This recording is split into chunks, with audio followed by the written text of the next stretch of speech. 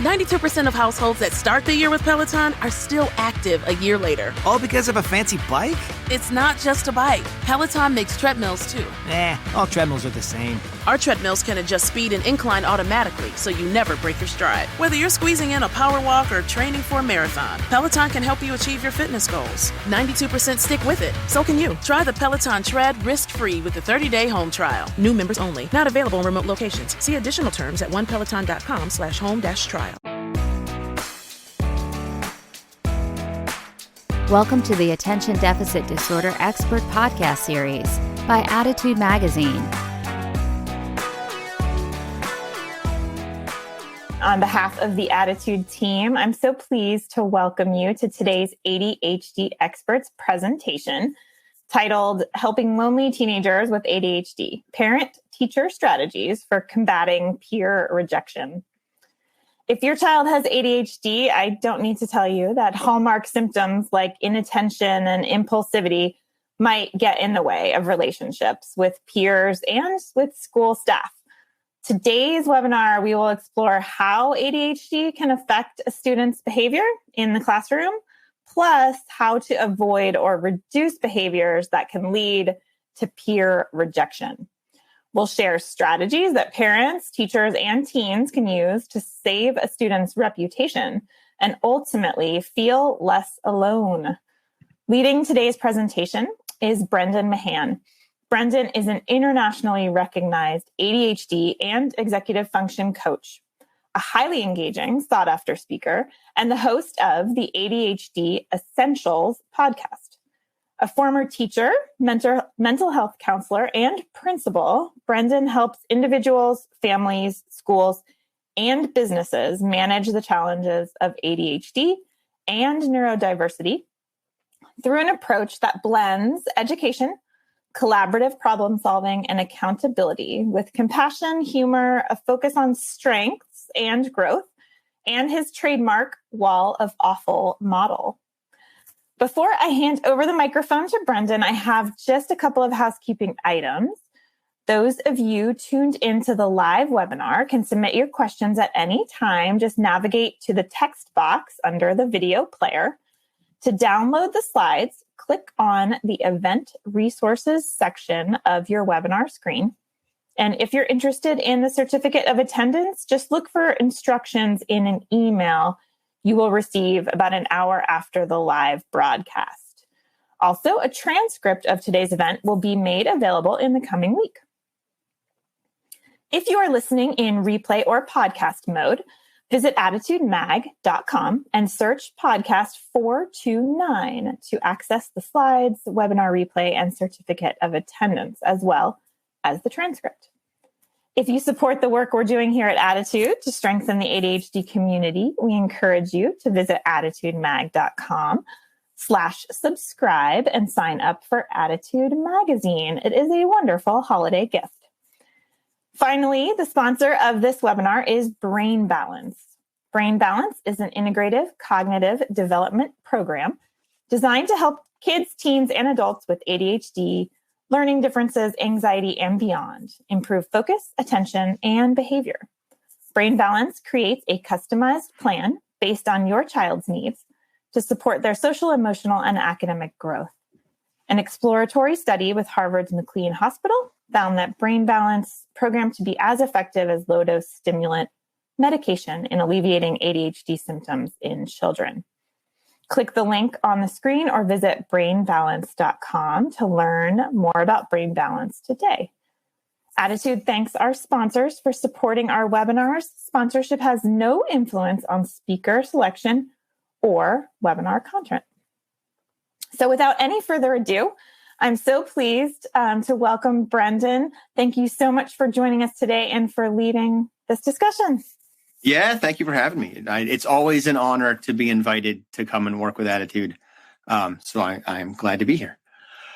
As has already been said, my name is Brendan Mahan. I'm an ADHD coach, consultant, speaker, person, one of those guys. And we're going to talk about how to help teens navigate sort of social stuff, reputations, friendships, those kinds of things. My background is in education. So I've been in the high schools and the middle schools when kids are struggling with these things, and the elementary schools too, for that matter. So this is coming as much from experience as from sort of like study and knowledge and that kind of stuff. When it comes to everything we're going to talk about, I want to start with some assumptions before we jump into like the more content-based things. The three of them, in fact. The first assumption I want to have is that everyone is doing the best that they can. That's your kids, that's you as a parent, that's you as a teacher, that's your kids' teachers. And it's also the other kids, the ones that are not hanging out with your kid, and maybe even the ones that are shunning your kid. Everyone is doing the best that they can based on the skills and knowledges that they have right now and the resources they have right now. Also, everybody wants to do well, right? So we want to meet with success. And finally, everybody wants to feel connected to the people around them, including your kid who maybe is acting like they don't really care if they have friends or don't care if people like them or anything like that. They still want to feel connected. So what do we do when these assumptions don't seem true? What does that mean? What do we do with that? First, lazy is not the answer. And they don't care is not the answer.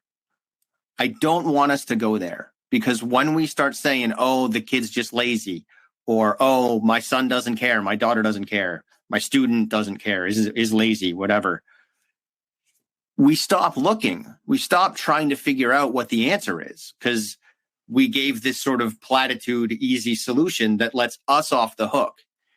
We can't let ourselves off the hook because we're talking about kids. Even teenagers, we're still talking about kids who need the help and support of their parents and of the school staff and the teachers and the adults in their life. So I want to look deeper, and I want to wonder if they're not lazy, and if we assume that they care and they want to do well and they're trying their best and they want to be included and connected to their peers, then what's going on? Probably one of three things, maybe two of three things, maybe all three of these things. And they're, of course, pretty broad. There's probably some skills that are lagging, right? They just lack some skills, or the skills are not developing as quickly as we would expect. We know ADHD is a developmental disorder, so of course there's going to be some lagging skills. The kid also might lack some resources. Those resources could be technology. Those resources could be money to engage in activities that they would otherwise engage in. And often that means the family is potentially lacking those resources as well. And those resources could be people, right? It could be that the kid is not tapping into resources that they have because maybe they don't have the self-advocacy skills that they need, or maybe they don't know that those resources are even available to them. You'd be surprised how many kids don't realize they can go talk to a guidance counselor kind of whenever they want, that is a resource for them. It's important that we let them know what those resources are so they can access them. And then finally, there's always the chance that there's some trauma going on here, right? And that might be trauma that mom and dad know about. It might be trauma that teachers know about. It might be trauma that the kid is not shared. So if there's been some bullying that's gone on, I could see a kid not wanting to make friends or not wanting to work too hard to make friends if they've been getting bullied and harassed by their peers since elementary school. That could be playing a role here as well. So when we put down the easy answers and start looking for what's below them, the answers get harder. They get harder to navigate. They get harder to understand. They get harder to support the kid in getting past. But that's really where the value lies. And we just, as adults, we have to be able to handle these more difficult conversations and these more difficult answers. I'm sure that some of you listening to me, when I drop the word trauma, some of you were like, I don't want my kid to have experienced any trauma. That can't be the answer. Yeah, but just because we don't want our kids to have experienced trauma doesn't mean that they haven't, right? And quick little word to the wise, all of them have. Just being alive can bring that up. And I don't know about you, but I've been living through a worldwide trauma event in the form of a global pandemic for like 3 years now. It was a lot worse a little while ago. But it's been a big deal. I know it's affected me. I know it's affected my kids, and I suspect it probably has affected you and your kids as well. And we don't want to disregard that, because 2 or 3 years in the life of a kid is much bigger than 2 or 3 years in the life of an adult. And those experiences were happening while they were developing, and that's going to affect their development. Lots and lots of kids are much more anxious than they were. I was talking to a friend of mine who's a school nurse on Sunday, and she was saying, yeah, there's kids coming to me all the time because someone sneezed or they had a cough and they're afraid of, do they have COVID? Does someone in their class have COVID? She has to kind of coach them through it. It's real. It's going on. So I don't want to gloss that over. And also, part of the early response to COVID was that a lot of us isolated ourselves. A lot of us sort of either stuck at home or had maybe a cohort of people we hung out with. That's going to affect kids' comfort level with reaching out and trying to connect with new people, because they spent a year or maybe even longer actively being told that we don't want to reach out and contact other people. That had an effect. So I want to make sure we have that in here. So how does ADHD affect school behavior? First, the hyperactivity and inattention that go along with ADHD often lead to unexpected behaviors in school. And those unexpected behaviors can affect their reputations with both peers and with the school staff. So the hyperactive student might impulsively grab something off of a teacher's desk. They might behave aggressively toward a fellow student. They might engage in unexpected risky behavior, right? Like at gym class or something. All of a sudden they're climbing up a wall when they're not supposed to be. And that's surprising to the gym teacher. It's surprising to their classmates. They get in trouble, probably. They at least get corrected. And now the class is like, oh man, there's that kid that climbed the wall when he wasn't supposed to. I thought the gym teacher was going to kill him, right? And we start having the rumor mill go. The inattentive kid is still engaging in unexpected behaviors. They're just a little bit different, right? Like they might misplace materials that they need. And as a result, they have to borrow them from classmates. They might misunderstand things. And that could be embarrassing because they don't know what exactly they're supposed to be doing. And chances are they just don't know what they're supposed to be doing, right? Like, what page are we on again? What am I supposed to be doing? And that is going to lead to unexpected behavior and maybe annoy their peers or the kid who sits next to them or their science group or whatever the case may be. Those are often little things, but they can build up over time. When we have unexpected behavior, and I'm using that term on purpose because it isn't misbehavior, it's just behavior that we don't expect. When we have unexpected behavior, it surprises the people around us, right? Like, what is that person doing?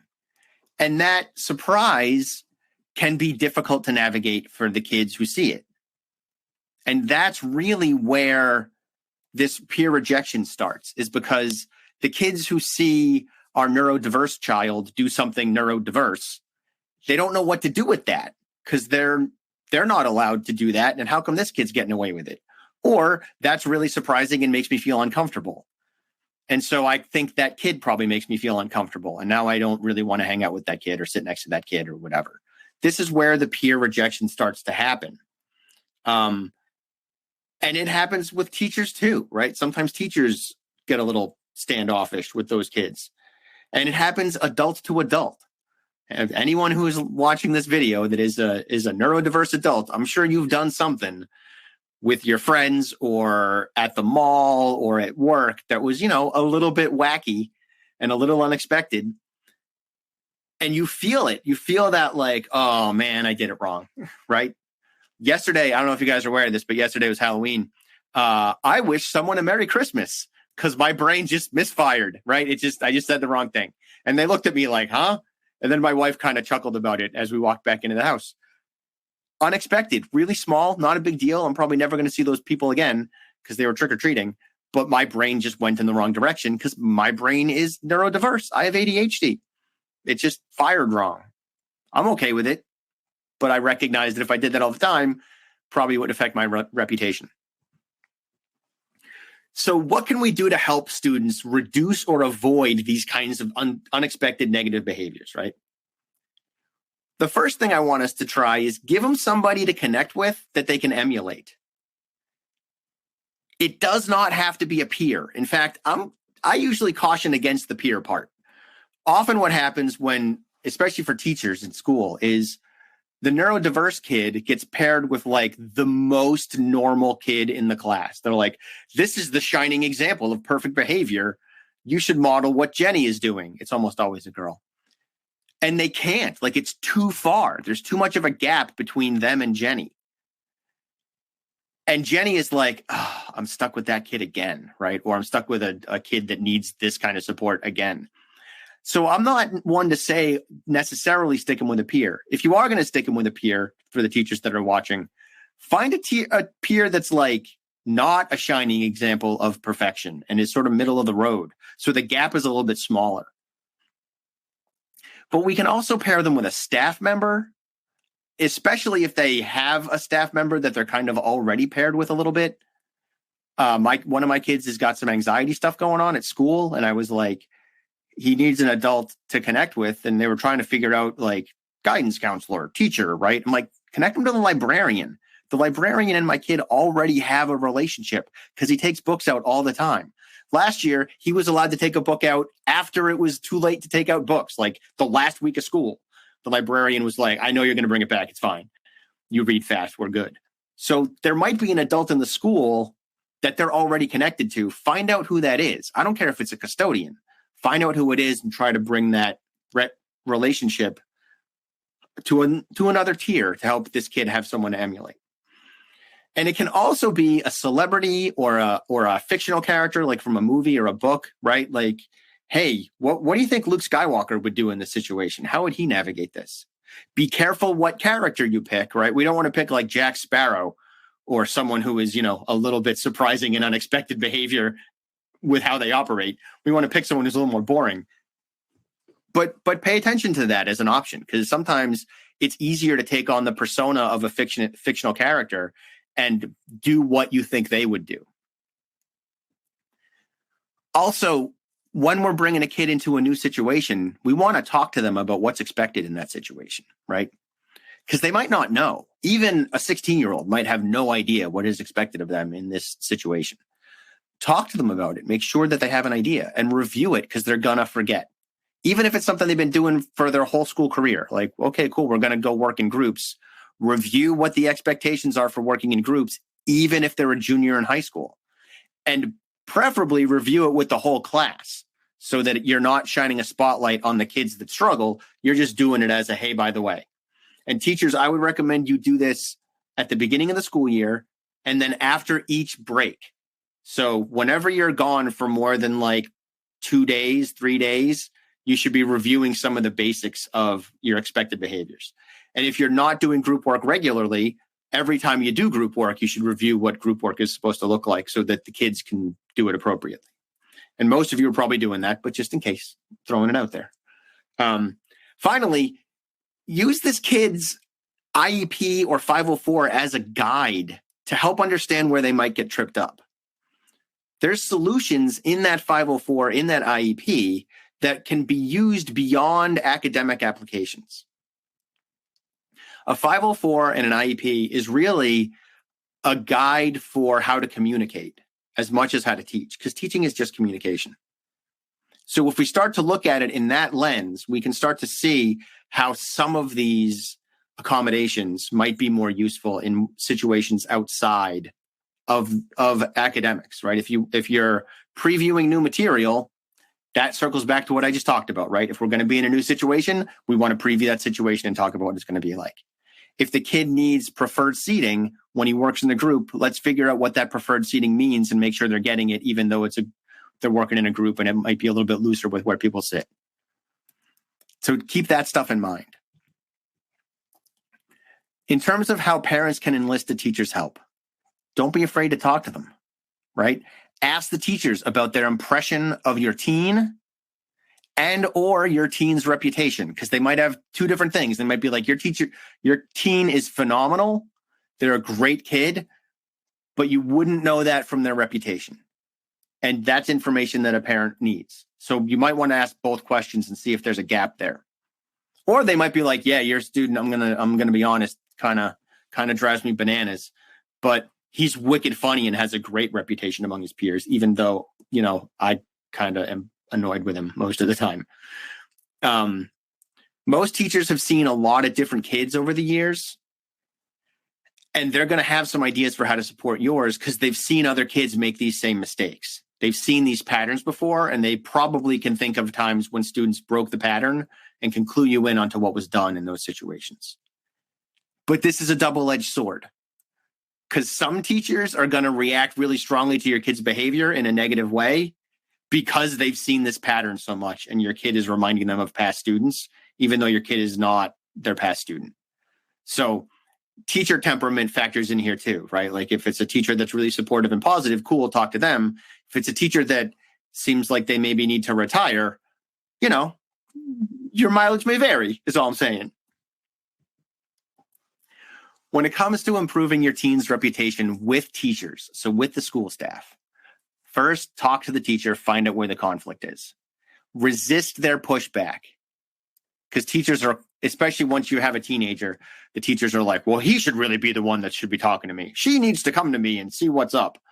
Yeah, but I'm still their parent and they're not independent of me yet. So I have the right to talk to you. Help me understand. My kid needs guidance. And they have ADHD, so they're lagging behind developmentally. And that matters here. That's playing a role. Talk to them. And don't let them brush you off and try to make your kid do it instead. It doesn't mean your kid shouldn't, because probably they should. But if you need to lay some groundwork before the kid comes in, that's okay. I often hear parents with ADHD or parents of ADHD kids worried about, am I a helicopter parent or a lawnmower parent or a snowplow parent or a weed whacker parent or whatever implement of destruction you want to talk about? No, you're not. Parents of neurotypical kids can be helicopter parents and lawnmower parents and all that stuff. Parents of ADHD kids, parents of neurodiverse kids, our kids need us to do some of that work. And it's okay if we do it. Do we want to make sure we're only doing as much as is necessary and not going beyond that? Yeah. Is that hard to judge? Yeah. Sometimes you're going to do too much. Sometimes you're not going to do enough. But you'll learn. Other things to improve a kid's reputation with their teachers. What are the expectations that your kid is failing to meet? Ask that question directly of the teacher or the principal or the guidance counselor or whatever, so that you know what those expectations are and how can we meet those expectations. And I don't just mean, well, they're not really writing their paragraphs with enough detail. That's an academic expectation. What about the social expectations? What about the unwritten curriculum, the hidden curriculum in school, in terms of how do they enter the classroom? How do they interact with their peers? How do they interact with you as a teacher? Are they doing this stuff right? What about their social skills? We want to find that stuff out. And then what does the teacher think might be the reason your kid is failing to meet those expectations? And if they say, well, he just doesn't do his homework, that is not what I mean. That's like the surface answer. Okay, cool. Why do you think he's not getting his homework done? Or why do you think it is that he's not getting along with his peers? What's happening? Not just the end result. Don't just name the problem. Start to try to explore what's hiding behind that problem. What are the lacking skills? What are the lacking resources? What's going on there? And then we can reframe a teacher's perspective according to our assumptions if we need to, right? So if the teacher is talking to us and you don't think that they're starting with everyone is doing the best they can, everybody wants to do well, and everyone wants to be connected to their peers, if they're not starting there, we need to start there. We need to say to them, well, let's assume he wants to be successful and he's trying his best. How does that affect your lens on this? If he's already trying the best he can, what does that mean? These are important questions to ask to reframe their assumptions, because they might not be making those assumptions. They might be making the assumption that well, this kid just doesn't care, or this kid is totally uninvested in school. Okay, cool. Why? Why is my kid uninvested in school? And by the way, I know there's teachers listening and some of you are like, I never act like that. I know, because you're here, right? The teachers who make these kinds of assumptions don't come to these things on their own. on their spare time. So I'm not aiming any of this stuff at you guys, any educators in the audience right now. Moving merrily along. Ways to improve your teen's rep with teachers. Leverage the 504 and the IEP. It's a guide to how to teach your kid. If it starts revealing stuff about their behavior and all of a sudden things make sense, we want to make sure the teacher's seeing that. And if it's not being followed, we want to address that with school staff. If there's accommodations that aren't working anymore, we want to know that. And we want to make those changes as necessary. And it's fully within your rights to make those changes. Also, make sure your kid is clear when it comes to improving the teen reputation with teachers. Make sure your kid is clear about what is expected of them and that they do what is expected of them, that they're doing what they need to do to meet those expectations. Help your kid communicate with the teacher to help them reset that relationship, right? That might mean they need to apologize to the teacher. It might mean you need to talk to the teacher first. It's incredibly hard for a kid to talk to a teacher and apologize to them, especially when it's one where the relationship is frayed, because the kid doesn't have any power in that relationship. The teacher does. This is the same for parents. Adults are the ones who have to open the door to make apologies possible. If the kid doesn't feel like they're going to ever be forgiven, they're not going to bother making that apology. So a parent might need to talk to a teacher about, I hear you that you need my kid to apologize to you, but he doesn't think you're going to forgive him. He doesn't think you care. So we need to navigate that so that he can go through the effort of apologizing to you. So he can feel like it's going to be something that'll turn into something. This is when parents talking to teachers directly is important. Even if they're a senior in high school, that power dynamic still exists. So how do we improve our teens' reputation with their peers? And let me circle back to that parent, to the improving their rep with the teachers. A lot of improving a kid's reputation with a teacher boils down to doing the work and getting the things turned in. That a lot of it boils down to that. So they just need to do the work. But resetting also matters. Improving your kid's reputation with their peers, your teen's reputation with their peers. Find out what their reputation is first, right? What are the areas that need to be addressed and how are things going? We can do this by talking to their teachers, talking to their friends, talking to their friends' parents, and any adults who lead activities that they might be involved in, right? So the football coach, the troop leaders in Boy Scouts, the rock climbing coach, the martial arts instructor, the art teacher in the after-school program that they're a part of, whatever that may be. Find out. Even their boss at work, potentially. Do a little bit of digging. Then, we want to determine what the real problems are and act accordingly. Because some of the stuff that is going to come up isn't going to really matter. It's not going to be a big deal. Yeah, okay, it annoys this one person, but no one else mentioned it, so I don't think it really matters. Or it is a thing that everyone mentioned, but it's really small and it's not that significant. There's bigger things to worry about. Also, can their reputation be salvaged, right? Is that a possibility? And if it is, cool. What do we have to do? Apologize, just get to work on time, stop gossiping, stop talking about Minecraft so much, whatever the case may be. Who might be willing to be an ally or an advocate for your kid? Those people are out there. We just have to help them find them, right? We just got to find those kids and help our kids find those kids and those adults. And we also want to know who might make it harder on our kids.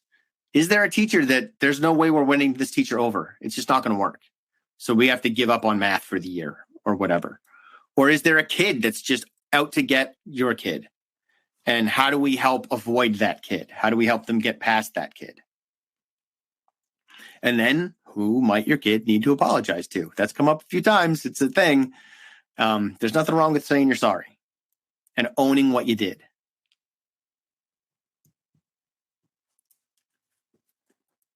Other options to improve the kid's rep. Is it better to just rebrand themselves by finding new friends and activities? Right? Like if the theater troupe, if the theater club at school is a mess and your child is dead to them, like maybe they just don't do theater anymore. Maybe they're going to have to either practice that passion of theirs in a different place, like after school clubs or something, or community theater, or maybe they just go do something else. They join student council or something, right? Sometimes just a new environment can help your kid reset themselves. As parents, we have to coach them through, like, let's pay attention to where things went wrong last time and rebrand accordingly. But that's a choice. Will their reputation precede them? If so, what are we going to do about that? How are we going to navigate that? Will these problems be repeated due to a lack of skills? Does your kid stink at reading the room? If so, we got to teach them how to read the room. We have to like go places and have them look around and make guesses about what's happening in that situation so they practice it. And how can your kid learn the skills that they're missing? It might be an ADHD coach. It might be a social skills group. There's lots of different ways to do that. Maybe you're just going to find really great like webinars on Attitude Magazine. I don't know.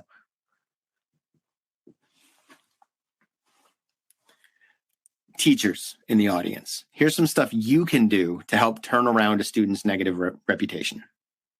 First off, your role cannot be overplayed. It's huge. Because you set the tone for how the other students see the kids in your classroom. If there's that one kid that drives you bananas and everybody knows about it,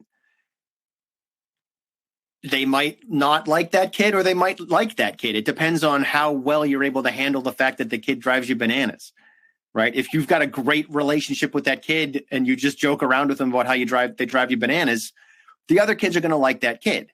But if you're coming down hard on her and you're really kind of rough with her and you're like, stop doing this thing, now the other kids are looking at that girl like she's a problem, and that damages her relationship and her reputation with them. And if a kid is trying to rebrand themselves, you can be supportive and positive in your interactions with them, right? And in how you portray them to other students and staff, especially if they've made real changes. If they've made real changes, mention it. Like, say that in front of the class. The whole class knows that Mandy called out all the time first semester, but they might not realize she hasn't called out at all during second semester. You can make a deal out of that. You can say, hey, you know what, Mandy? You haven't called out in like 2 months. I'm really impressed with all the work you've done to do that less. Good job. Say that in front of the whole class.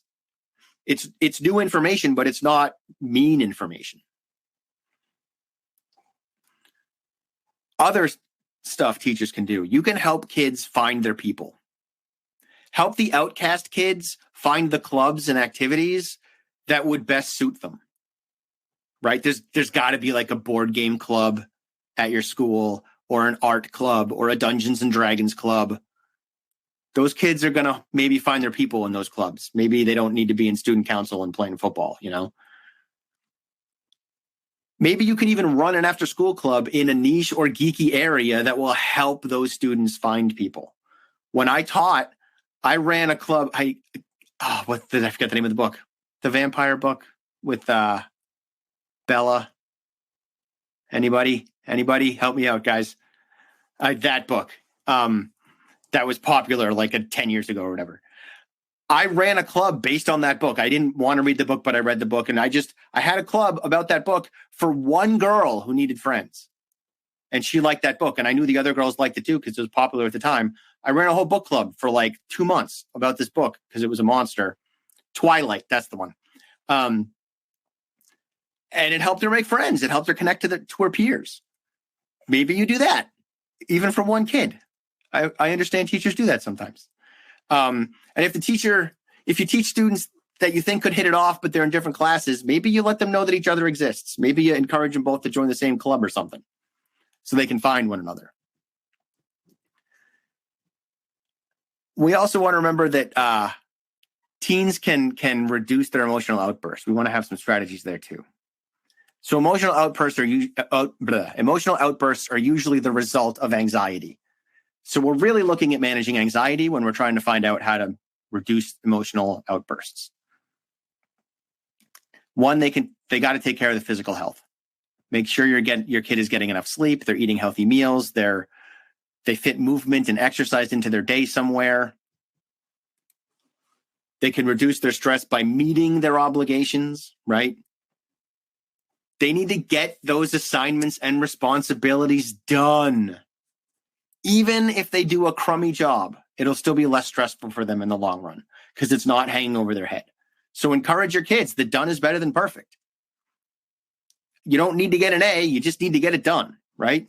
So that it's not hanging over your head and making you feel anxious and increasing the likelihood that you're going to have an outburst and get aggravated with your teacher or snap at your classmate. We also want to develop appropriate strategies to help your kid de-escalate their emotions in the moment. That might be 5 things that are blue, right? Name 5 things that are blue. Or the classic 5 things I can see, 4 things I can touch, 3 things I can hear, 2 things I can smell, 1 thing I can taste, right? Like kind of getting us grounded into our senses and into our bodies so that we can move past some of this anxiety. Some kids, even doing math problems can help them de-escalate because it moves us from the amygdala, which is where anxiety tends to live, to the prefrontal cortex, where careful thought and more balanced emotions tend to live. We also, when it comes to navigating these emotional outbursts, we want to create a plan with school staff so that your kid can take a break when they need one, but make sure they don't overuse it, right? That should be in the 504 of the IEP. It probably is, but it might not be getting utilized as effectively as it could be. Or it might be looked at as a bad thing, which is silly, but it happens. If you get the impression that teachers think it's dumb or inconvenient, you need to have a real conversation with that teacher about how, I understand that it might be a little disruptive for you when my kid leaves your class, but it's going to be more disruptive if my kid stays. And I understand that you think my kid is missing important learning in your classroom, but they're missing it anyway if they're upset. They're not learning if they're upset, and they're better off going somewhere else for 5 minutes and coming back so they can learn than being upset for 30 minutes and missing everything. Teachers don't always think that way. We also want to find places at school that feel safe and help the kid de-escalate. That might be the library, that might be the nurse's office, that might be the main office, that might be the lobby. There could be a courtyard somewhere that they can sit in. Or it might be one specific teacher's room. I don't know, but let's try to find what those places are and see if they're available and when they can be used. And then we want to connect our kids to a safe, supportive adult or more, and maybe even peers who can help them to de-escalate and can talk to them about what's going on. Guidance counselor, nurse, teacher, librarian, whatever makes sense. The last few steps that teens can take to reduce those emotional outbursts, they want to develop social skills like reading the room, which I'm sure we'll talk about in the Q&A, so they can better meet the expectations of the teacher, of the building, of the school, of the class. They want to learn coping strategies to help them de-escalate in the moment, right? School counselors have tons of these, and they love to share them. School counselors are dying to teach kids how to manage their anxiety. Every school counselor I've ever met, it's like, of course I want to teach you that. I just want to help, right?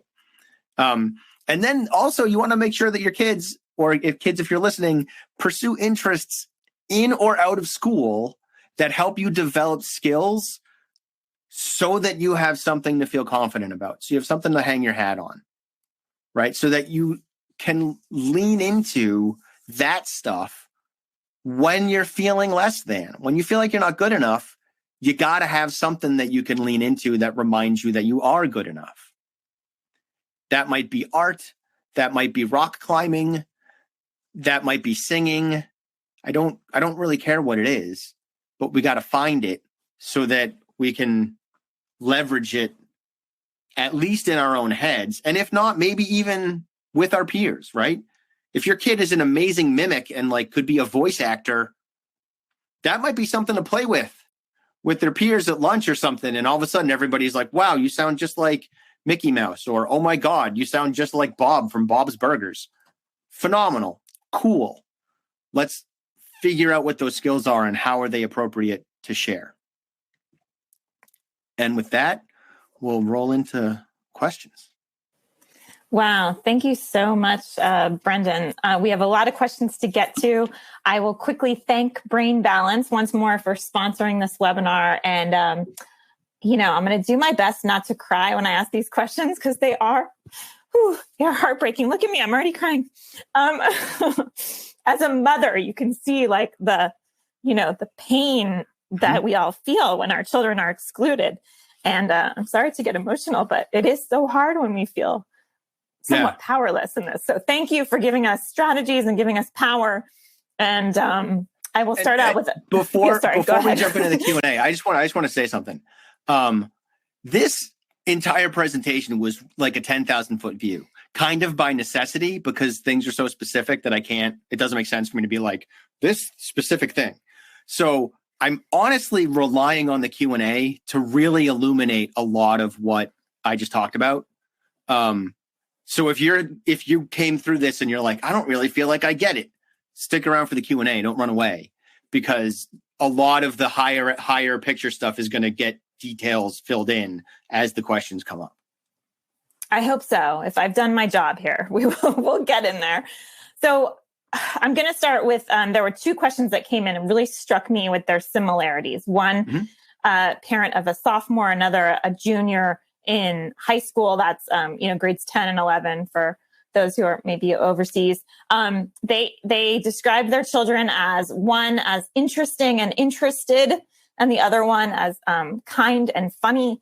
And both kids are facing these challenges that one says she seems to make friends and then they drop her. They decide they don't like her or that she doesn't have social status. And we don't know, like we can't see what's going on. But she's lonely. And the other one wrote in to say, we don't see what's going on in school and in sports, but we know that the phone isn't ringing for him. Mm-hmm. How can we get a pulse on what these lagging social skills are, and help these kids who desperately want friends and they just feel like they're being, ignored or turned away?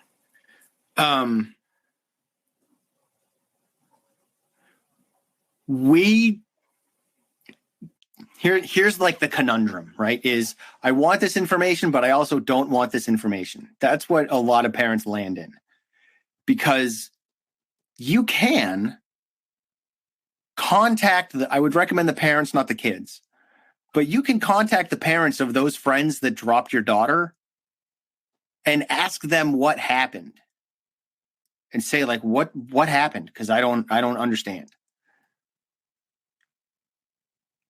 That's a hard thing to do because it means you're going to have to look at what happened, right? There's going to be pain in there. There's going to be bad news in there. But it's a situation where if we don't get the bad news, we can't grow beyond the bad news because we're just stuck. We don't have enough knowledge to move forward.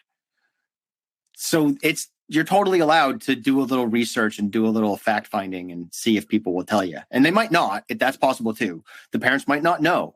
And you might not have the kind of relationship with those parents that you can say, could you ask your daughter to like find out so that I can know I really want to help my daughter navigate this.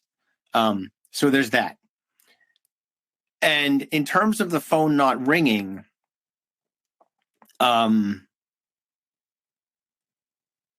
sometimes that like, I'm gonna be a little Pollyanna-ish on this one because I understand the pain and the hurt.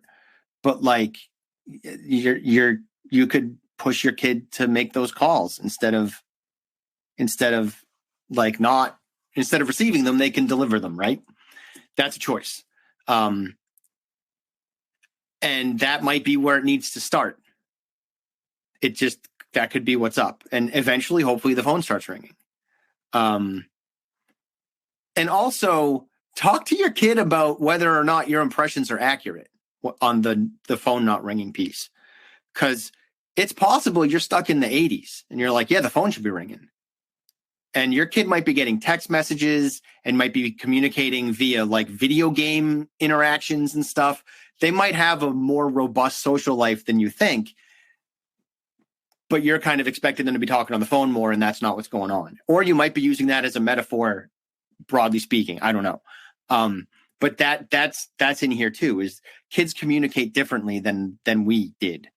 And so you might find that your kid has more connections than you realize. Another part of all this that I just want to touch on, it's sort of next to what's going on, is introversion and extroversion. That's playing a role in some parents' perspectives. I know it's playing a role in my perspective. You might not realize this about me. This might come as a shock, but I'm an extrovert.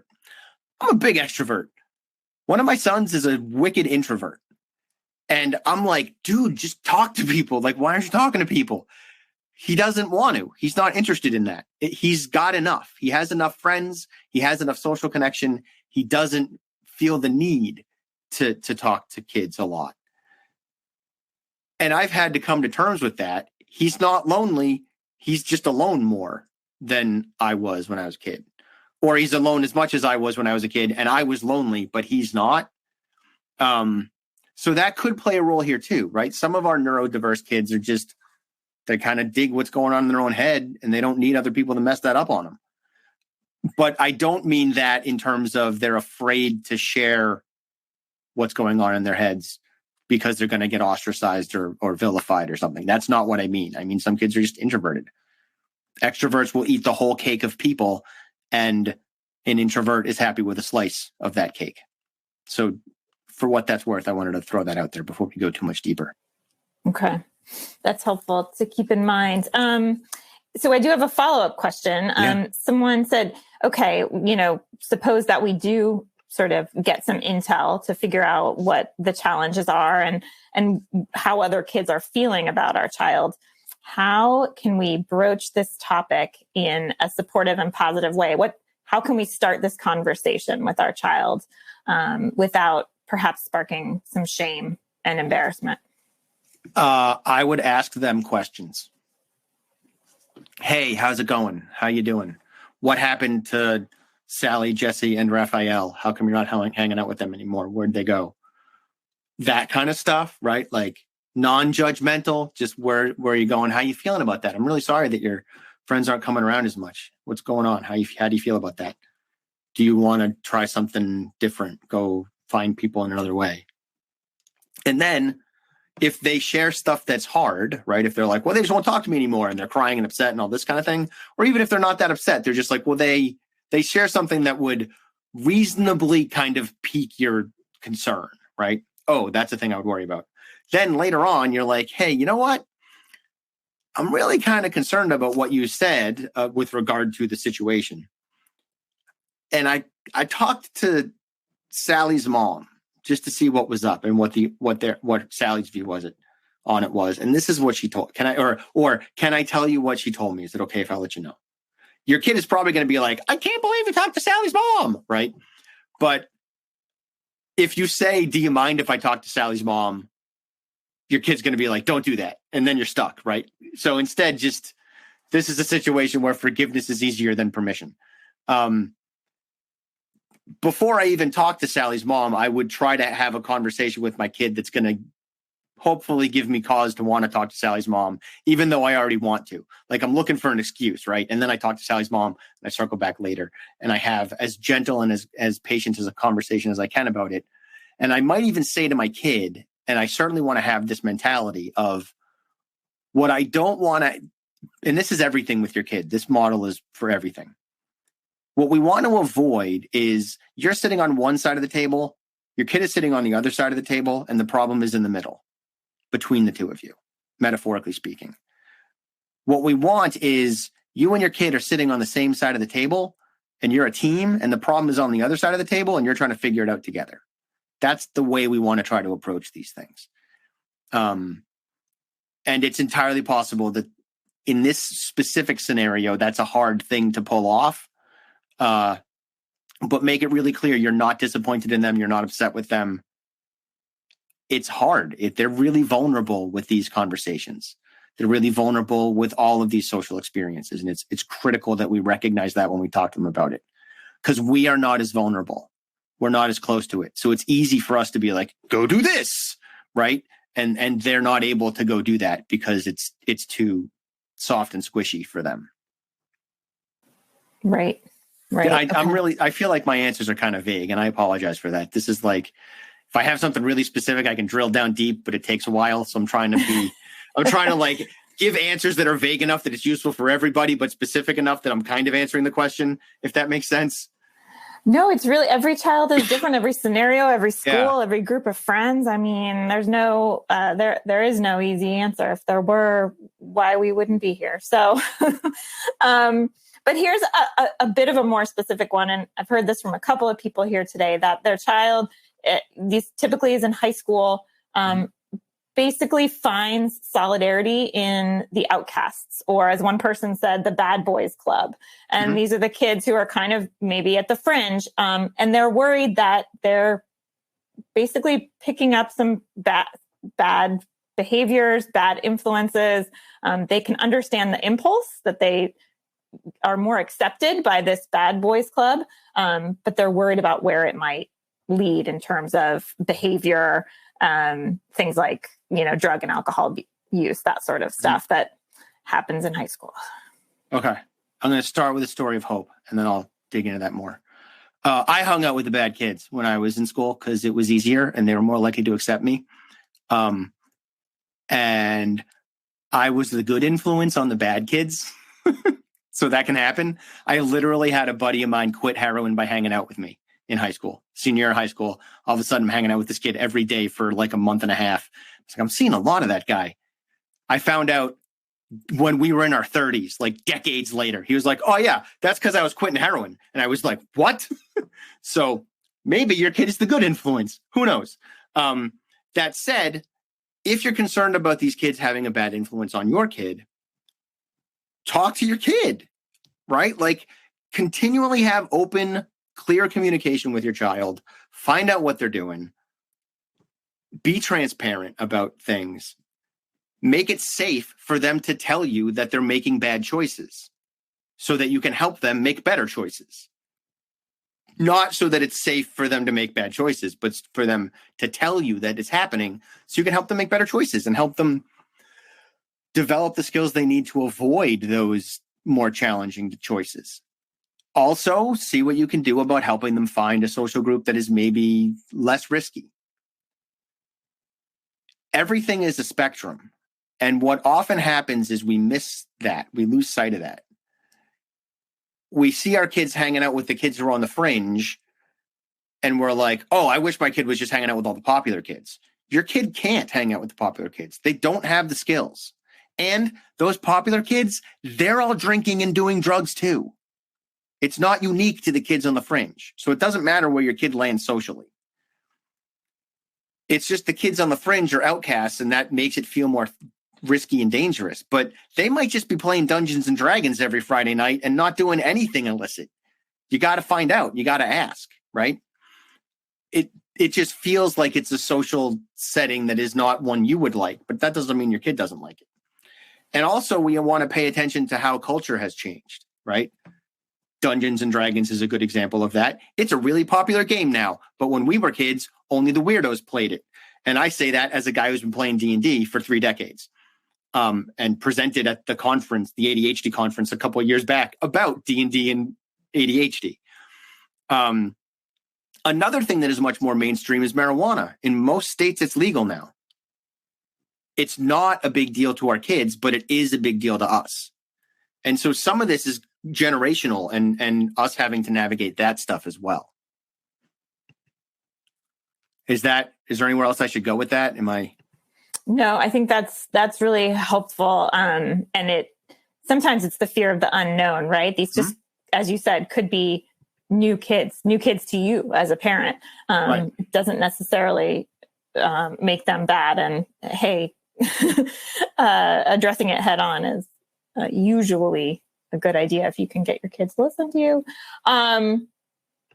So I wanted to turn to a pretty common experience, and that is, I think many parents out there, if your child has ADHD, you're familiar with the concept of rejection sensitive dysphoria, of fearing or feeling very acutely the pain of either real or perceived rejection. And we're hearing that a lot, either from kids who were bullied, or even if they weren't, they seem to carry this this fear of trying new things. And the parents want to take this advice of, starting a new club or getting involved in a new sport. And the child seems almost petrified and very resistant.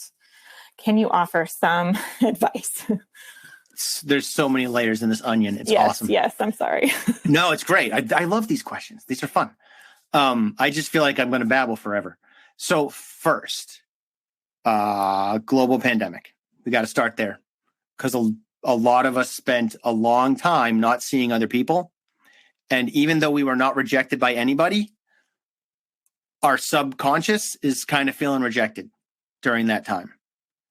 And coming out of that, plenty of people had trouble reaching out and contacting friends and knowing what to do with that because they hadn't talked in a year or whatever. So there's this like underlying small t trauma that comes with COVID, depending on how you handled it, that might be exacerbating this fear of trying something new, because during COVID, don't try anything new, right? And of risking rejection or experiencing rejection, because a lot of COVID felt like social rejection because of all the isolation that happened for so many. So that's playing a role here. I just want to point that out. Also, rejection sensitivity does go along with ADHD. A lot of that is because, we don't meet expectations like we would like to. And when we don't meet expectations, we feel like we're going to get rejected. And whether we do or we don't, doesn't matter. We just feel like we're gonna. And so that builds up and builds up and builds up over time. I highly recommend that you go to Jessica McCabe's How to ADHD channel on YouTube and find the rejection sensitivity videos. Go to Attitude and find the rejection sensitivity articles, and I'm sure there's been webinars on it and stuff, and share those things with your kids, whichever of those is going to be the medium that will be best for them, so that they can learn about it. Because if they don't know that this is a thing that exists, they can't play the head game of, is this a really strong rejection or am I overreacting to it? Is this something am I giving this the correct amount of emotional weight? If they don't know that they could play that game, they're not going to, and they're going to overestimate the amount of emotional weight. Also, another piece to this is not necessarily rejection sensitivity, but risk of failure and hesitancy to risk failure.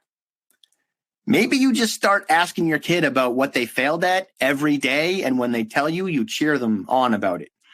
That's really awesome that you did that thing and took that risk and risked failure, because failure is important.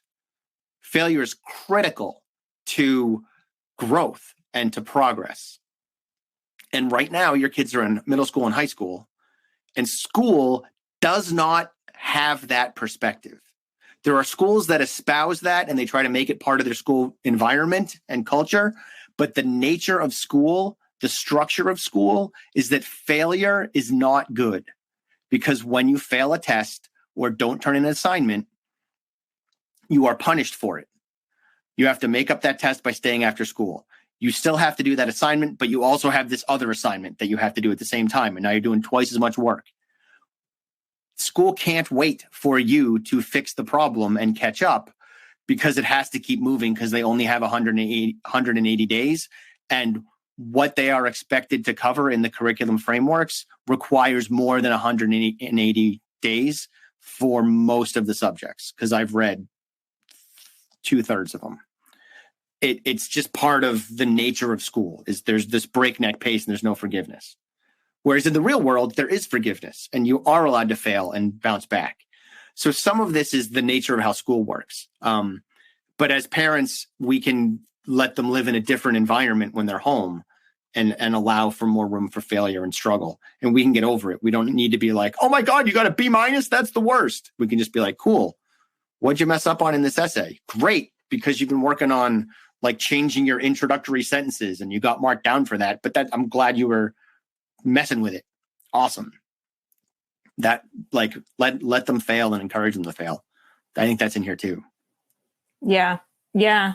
We have a saying in our house: a failure is not a failure if you learn something from it. Right. Yeah. Well, I am the bearer of bad news, and that is that we are running up against our time today. We had so many great questions. And as you heard earlier, ones that really touched me at my heart. And, I hope that I know that we can do more on this topic of building social skills. And I know, Brendan, that we will have you back for more. This was incredibly helpful and very uplifting. But for now, I would just want to extend our heartfelt thanks to Brendan for leading this really, really helpful webinar, and for everyone who joined and contributed your insight and your questions. If you are listening in replay or podcast mode, visit attitudemag.com and search podcast 429 to access the slides, webinar replay, and certificate of attendance, as well as the transcript. If you support the work we're doing here at Attitude to strengthen the ADHD community, we encourage you to visit attitudemag.com/subscribe and sign up for Attitude Magazine. It is a wonderful holiday gift. Thank you so much for joining us today. For more Attitude podcasts and information on living well with attention deficit, visit attitudemag.com. That's ADDITUDEMAG.com.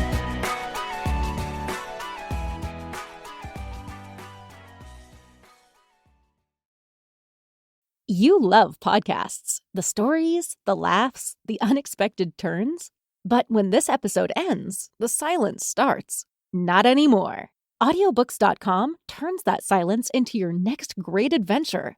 With over 450,000 titles, from bestsellers to hidden gems, your love for listening just found its new best friend. And because you already know the joy of audio, we're giving you 3 free audiobooks to start your journey. Imagine your favorite podcast, now with unlimited episodes. That's audiobooks.com. Keep the story going. Sign up for your free trial at audiobooks.com/podcastfree today. Because for podcast lovers like you, the end of an episode is just the beginning. That's audiobooks.com/podcastfree.